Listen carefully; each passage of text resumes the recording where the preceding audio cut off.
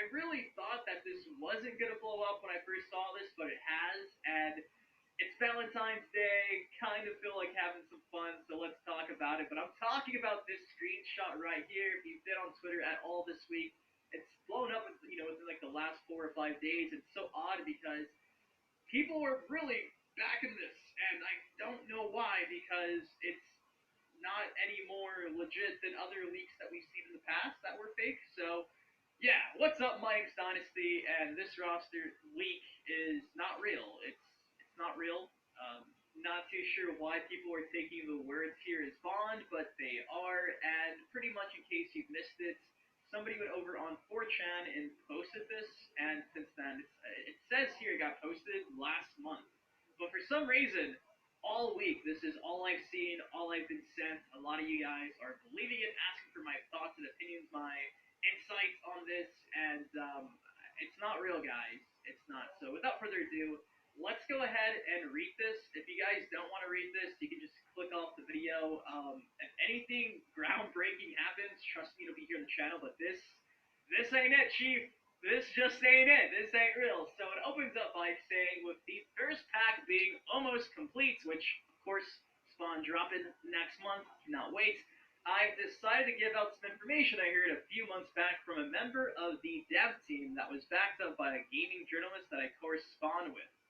Posting it honestly so that nobody gets in trouble and we stay on good terms. I'll start with some obvious info, then get into stuff less known. So first things first, man, if you've known all this information for a few months, why are you just now deciding to bring this up? Like, what took you so long? Why couldn't we get this leak last year? Why'd you wait so long? So, just saying, red flag number one. It says here, Fujin, Shiva, and Ash Williams of the Evil Dead series, voice and likeness by the legendary Bruce Campbell, will be included in the Combat Pack 2. These, however, were already known. Again, that makes sense going back to the day the game dropped. Over on the Nintendo Switch, the game was data mined. This screenshot I've shared in several videos, what was found in the game's files, and the remaining 3 DLC characters on the first Combat Pack were, you guessed it, Fujin, Shiva, Ash Williams, not to mention Ash has been all but confirmed for about a year now at this point. Like, Bruce Campbell's teased it. Chainsaw sound effect in the Shang Tsung trailer. Also, the Mortal Kombat official website having Bruce Campbell listed on there as well. An actual in-game, it was like in the text where it read, Ash Williams. Like, it's all but confirmed. So that we already know. This next part, though, that's where things get a bit interesting. It says here, they will be joined by Takeda, Havoc, and Michael Myers. Honestly, I think 3 picks that make the most sense. Again, if I was making a fake post like this, I would probably pick at least 2 of the 3 here. Michael Myers makes sense just dating back to, well, I think Ed Boon might have mentioned that they want to get like Pennywise in the game. It didn't happen. I know we've already seen the likes of Freddy, the likes of Jason, the likes of Leatherface, even big name blockbuster stars like the Arnold. We've had Alien, we've had Predator. Michael Myers does make sense because he's in the exact same vein as those other guest characters. Not to mention, it does say here, Michael Myers will be released alongside, yes, alongside the next Michael Myers movie called Halloween Kills. And again, that's something that we've seen them studios do for years now. Just recently, they released Terminator right alongside his movie. We saw Joker right after his film came out. We got the Harley Quinn skin Birds of Prey movie going back to the last game. It's just like every time they can just have a guest character be released alongside a movie and just have that tie-in marketing. It always happens. So again, this makes sense. It does say Cassie Cage will get a babysitter skin inspired by Laurie Strode. That's pretty neat.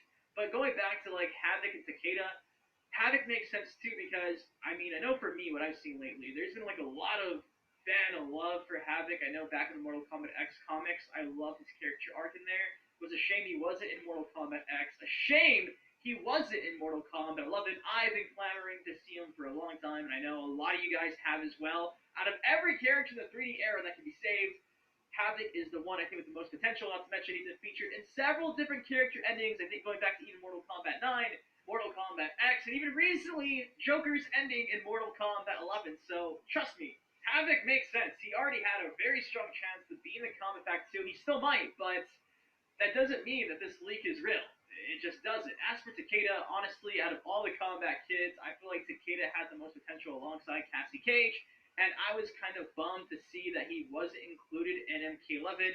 a lot of people, just like Havoc, have been kind of clamoring for Takeda as well to come back because he was so fun to use back in Mortal Kombat X.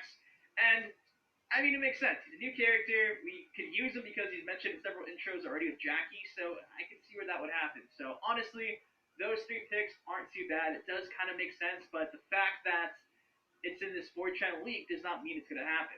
Goes on to say, we will also get 2 new arenas in the Combat Pack 2, the Deadpool and the Soul Chamber.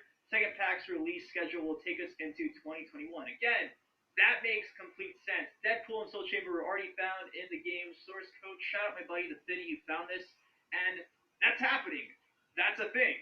We know that. That was officially found in the game's files. As for the second pack being just released into early 2021, that makes sense too because if you do get spawned like in March, say it's another 6 characters, do the math. More or less, every month and a half or so, yeah. By the end of 2020, going into 2021, we should be seeing all 6 characters released. They're going to continue to release a character once every other month. So again, just using common knowledge, what we've seen so far based off of like track records, this makes sense. However, does not mean it's real. The next paragraph opens by saying, and this is kind of where I was like, you had me, man. Like, everything was cool, but now you're kind of just going making a hard left. It says, in 2021, we will get the last batch of content in the form of MK11 Ultimate Edition for Xbox Series X and PS5, roughly around the second anniversary of MK11's original release date. Again, that makes sense because we've seen previously going back to Injustice 2, they had like their Ultimate Edition, Mortal Kombat X, and Mortal Kombat XL. Crazily enough, going back to when the PS4 first launched, they did port from PS3 to PS4 Injustice 1 with all the DLC. So seeing them do this for like a new console with the most recent game, it's not out of the realm of possibility because they've done it before. It's, again, this guy who put together this league is just using stuff we've seen previously on the track record to his advantage, and a lot of you guys are believing it. Don't. Says here, this Ultimate Edition will ship with 2 more arenas, the Living Forest and the Pit. Again, the Pit was added in the Complete Edition of Mortal Kombat XL, so I can see where that does make sense. Living Forest does make sense too because going back to the PC files, Living Forest was actually kind of found as part of the crypt. So again, that kind of ties in, so he's just using what we already do know. Says there, 2 more arenas as well as 4 final characters added to the roster, Sector, Cyrax, Quan Chi, and Serena. 2 out of the 4 makes sense. Sector and Cyrax, going back to my days covering PC files and stuff. Again, shout out to my buddy the Finny.